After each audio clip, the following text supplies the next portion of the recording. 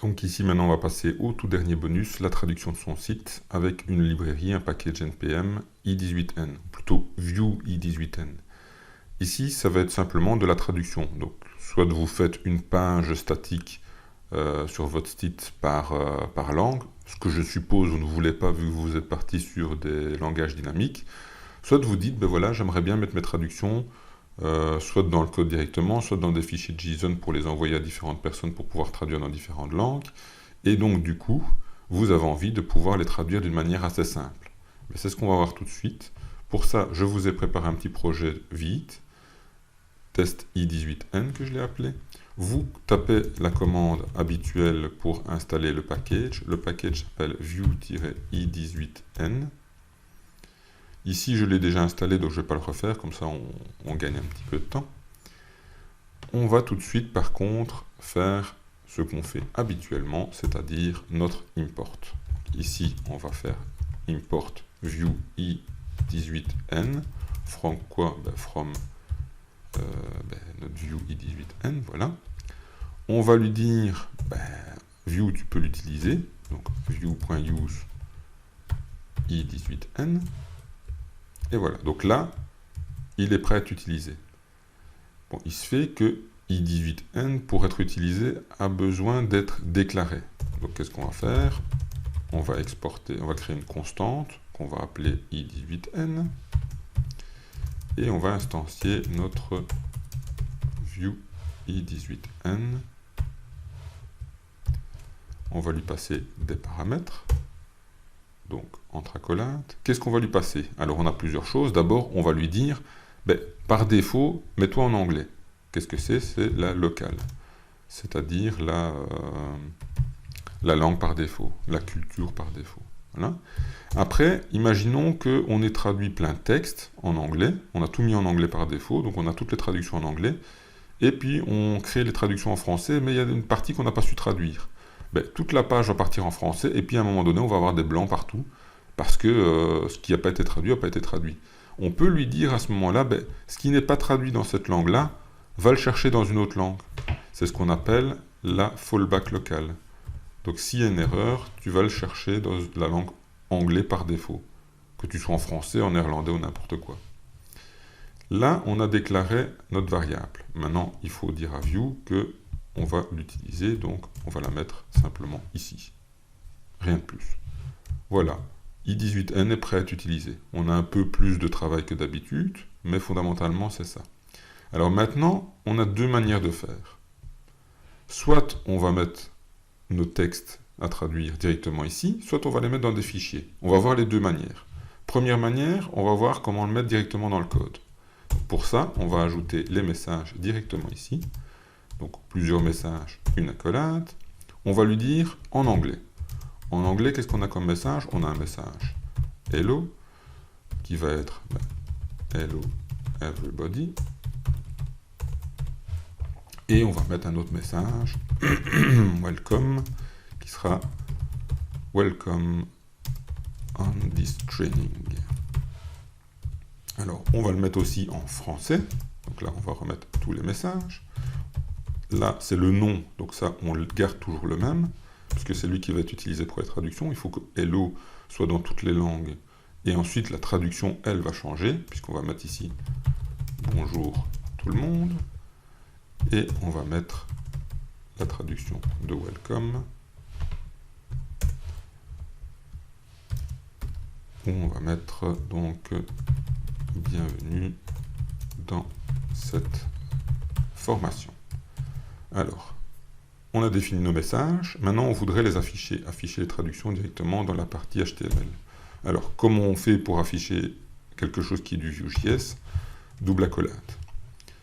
Traduction, la traduction i18n, c'est simplement T, $T. On lui passe entre parenthèses et entre guillemets le nom de ce qu'on veut traduire. Donc ici, par exemple, hello. Si on veut traduire aussi l'autre, on va mettre de nouveau deux accolades. Attention de ne pas mettre le tiret T ici. Ce sont bien deux variables séparées, donc on va les mettre dans deux groupes d'affichage séparés. Donc $T, entre parenthèses, entre guillemets, welcome. Maintenant, si on veut afficher ça, il suffit de taper la commande habituelle npm run serve. On va agrandir un petit peu pour y voir un peu plus clair. Il va tout nous compacter, nous préparer notre serveur de développement sur localhost. Et on va faire un contrôle-clic dessus pour l'ouvrir. Et on voit bien, voilà, hello everybody, welcome on this training. C'est tout simple, vous avez vu. Alors maintenant, si on voulait changer de langue, c'est aussi assez simple. Il suffit simplement de lui dire que le point local est différent. Comment on fait? On va changer ici. On va lui ajouter donc un bouton ou on va lui ajouter... on va carrément lui ajouter une liste. Donc une select qui va aller s'enregistrer dans i18n, simplement, notre variable, point local. Comme ça, qu'est-ce qu'il va faire? Dès qu'on va changer dans cette liste, il va retraduire tout. Et on va lui mettre nos deux langues. Donc, on a value, on va mettre en, puisque c'était par défaut, en/option. Et on va faire la même chose pour le français. Et voilà. On va mettre dans un petit paragraphe comme ça. Ça nous évitera d'avoir tout qui se chevauche, donc qui est l'un à côté de l'autre. Ce sera beaucoup plus lisible comme ça. On sauvegarde, il recompile tout. On va aller rafraîchir ici, et voilà, par défaut il est en anglais. On met français, et là vous voyez, comme par magie, la traduction change. C'est magique, hein. Pas grand chose à faire, et on a un système de traduction. Alors, comme je vous avais dit, vous pouvez vérifier que, imaginez en français qu'on n'ait pas traduit welcome, donc, ou hello, on va mettre hello en commentaire, voilà. Quand on sélectionne français, qu'est-ce qu'il fait? Il va rechercher la fallback locale pour traduire en français ce qui manque.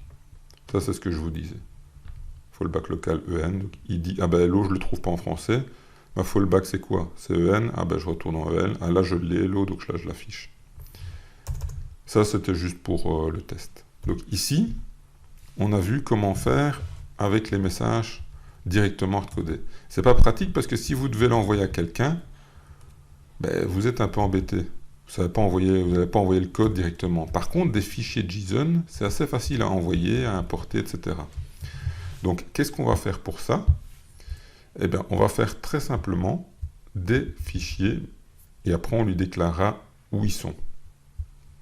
Je vous montrerai un petit bout de code à afficher, à rajouter tel quel. C'est pas bien compliqué, mais vous ne devez pas vous tracasser avec ça. Mais voilà, quoi. Alors, comment faire? On va rajouter dans les SRC, donc ici on est dans SRC, on va rajouter un sous-dossier local, donc new folder, qu'on va appeler local, donc ce sont les langues, et dedans on va ajouter plusieurs fichiers JSON, donc un new file, on va mettre par exemple fr.json, voilà, et dedans on va mettre un JSON, c'est aussi entre accolades, on met hello, qui va avoir en français, donc c'était, je crois, bonjour tout le monde. Bonjour tout le monde. Et une autre variable qui est welcome, qui est bienvenue dans cette formation. Hein? On va rajouter ensuite un nouveau fichier de nouveau qui est en.json. Et dedans, pareil, on va ajouter hello qui voudra hello everybody et welcome qui va contenir welcome on this training. Voilà, on a nos fichiers JSON. Maintenant, il faut lui dire comment tu vas aller les chercher? Pour ça, pas de panique, comme je vous disais, on va rajouter une fonction qui est le chargement de toutes ces choses-là. C'est à rajouter une seule fois, et je vous dis le bout de code, il suffira de le copier-coller. C'est pas bien compliqué. Donc on déclare une fonction qui va être load local messages. Qu'est-ce qu'elle va faire? On va dire constante locale égale require context. Ça, je vous dis, vous le recopierez tel quel. Il n'y a pas de choses incroyables dedans. D'ailleurs, je vais vous montrer tout de suite où vous pouvez aller le chercher, pour ne pas le recopier directement dans le lien. Vous allez sur le site du blog, dans Développement web facile, et dedans, vous avez un article que j'ai fait justement sur la traduction, qui est ici. Voilà. Et dans cet article, vous avez le petit bout de code dont je vous parlais ici, qui est là, simplement. Vous le copiez, vous le recollez, vous le collez ici, et vous ne vous tracassez plus de rien. Il va aller chercher toutes les locales dont vous avez besoin. Après, il faut simplement lui dire les messages, donc ici, c'est plus juste du texte. Tu vas les chercher justement avec la fameuse méthode load local message, simplement. Voilà. Et comme ça, il va les chercher dans les fichiers. On sauvegarde pour tester. On retourne ici. On va retourner sur notre localhost. Et là, vous voyez, ça continue de fonctionner. Si vous n'êtes pas sûr que c'est ici qu'il va les chercher, vous voyez, je modifie en français. Je vais en français. Vous voyez, c'est bien là qu'il va les chercher. C'est bien dans les fichiers de traduction ici. Donc vous voyez, rien de complexe à tout ça. Et vous avez vu les deux méthodes, soit directement dans le code, soit via une fonction que je vous ai donnée qui est sur le site, sur le blog directement. Donc vous avez vu qu'avec Vue.js, on sait faire pas mal de choses. Tout ce que je vous ai montré ici, c'est évidemment des bases. Je fournirai des formations beaucoup plus complètes par la suite via le blog. Et vous continuerez de pouvoir avoir des articles complètement gratuits qui vous démontreront et apprendront pas mal de choses.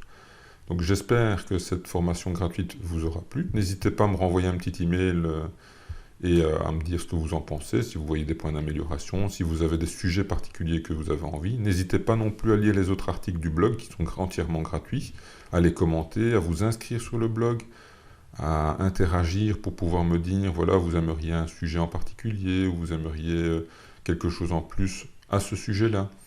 Je suis ouvert à tout, et j'espère vous revoir très nombreux et de plus en plus sur le blog développementwebfacile.com. En attendant, je vous souhaite une bonne journée à tous et à toutes, et à très bientôt.